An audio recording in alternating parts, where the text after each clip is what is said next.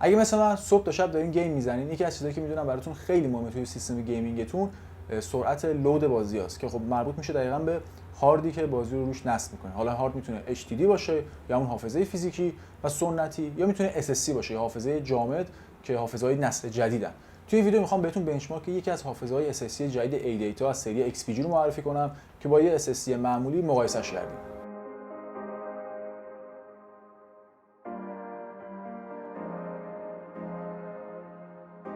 سلام رفقا، امیدوارم که حالتون خوب باشه و هفتهتون پر از گیم باشه. همونطور که تو ویدیو قبلیمون دیدین، بنچمارک SSD S70 Blade از برند دیتا XPG رو داشتیم که اومدیم توی یه سری بازی مثل هیلو کالکشن، سایکوناتس 2 و کلاد پانک سرعت لودشون رو بررسی کردیم. دیدیم که چقدر S70 بلید میتونه کمک کنه اگه تو سیستممون بذاریمش، چقدر کمک کنه که سرعت لود بازی برامون کمتر بشه. و تو نمونه‌های مثل سایکوناتس 2 کلا چیزی اسم لودینگ نبود تو بازی، رسما 4-5 ثانیه بیشتر نبود. ولی حالا امروز می‌خوایم با هم دیگه یه مدل دیگه از SSD های دیتا و برند XPG که تازه به دستمون رسیده، یعنی مدل SX8200 Pro رو بررسی کنیم و ببینیم که با یه SSD معمولی که حالا از تکنولوژیایی که اون استفاده می‌کنه مثل NVMe جدیدی که داره چقدر تفاوت داره و آیا به صرفه است که بریم سراغ SX8200 Pro یا اینکه SSD های توی بازار کارمون رو راه میندازه. پس با من همراه باشید. خب اولین بازی که میریم سراغش گت ایونه، عنوانی که هیچ انتظارش نداشت انقدر موفق بشه، چرا که برای یه بازی اول شخص اکشن یا شوتر تمرکز زیادی روی داستان داشت و محیط‌های بازی مدام عوض میشن، بنابراین خیلی لودینگ‌های زیادی داریم. به خاطر همین می‌بینیم که SX8200 Pro داره توی این بازی قدرت خودش رو به رخ میکشه و خیلی بهتر از SSD معمولی بازی رو اجرا میکنه.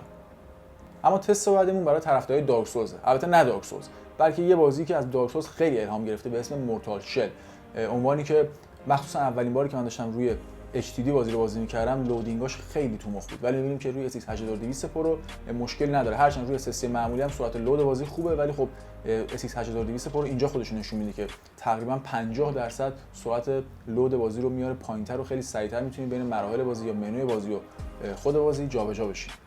حالا بریم سراغ یکی از قدر نادیده ترین فرانچایزهای ویدیو گیم، مخصوصا سال جدید به اسم تایتان فال 2 رو می‌خوایم بررسی کنیم، ساخت استودیوی ریسپان که دیگه همتون امروزه با اپکس لژند میشناسید. مهمترین چیزی که توی اجرای تایتان فال 2 روی SX8200 Pro میتونیم ببینیم اینه که بازی سرعت خیلی بالایی داره، بنابراین احتمال اینکه تکسچرها پاپ آپ باشن یا بعضی اوقات توی لودینگ بازی گیر کنیم خیلی زیاده. ولی خب این مورد روی SSD که ما امروز داریم تست می‌کنیم و بنچمارکش رو می‌گیریم اصلا دیگه نمیشه. همونطور که می‌بینیم بازی روی بالاترین تنظیمات و چه توی لود مراحل و بارگذاری بافتا SX8200 Pro داره بی‌نقص عمل می‌کنه. اما مگه میشه بنچمارک بگیریم و خبر از اسکایریم نباشه؟ بازی که هر جا سرتون میچرخونی می‌بینی. به تازگی هم نسخه انیورسری ادیشنش اومده که تمام کانتنت‌ها و محتوایی که تو این چند سال برای اسکایریم از طرف طرفدارا یا خود بتزدا منتشر شده بود و توی خودش داره و بهترین نمونه است برای اینکه ببینیم یه RPG مشتی قدیمی، میشه گفت قدیمی دیگه، چجوری روی SX8200 Pro اجرا میشه. یه چیزی که توی اسکایریم تو ذوق میزد و بعداً حتی بتزدا توی فالوت 4 هم درستش نکردیم بود که وارد هر محیطی که میشین لودینگ داریم، وارد ساختمون میشیم لودینگ داریم، وارد منوی اصلی بازی میخوایم بشیم لودینگ داریم، از منوی اصلی میخوایم بریم داخل خود بازی لودینگ داریم.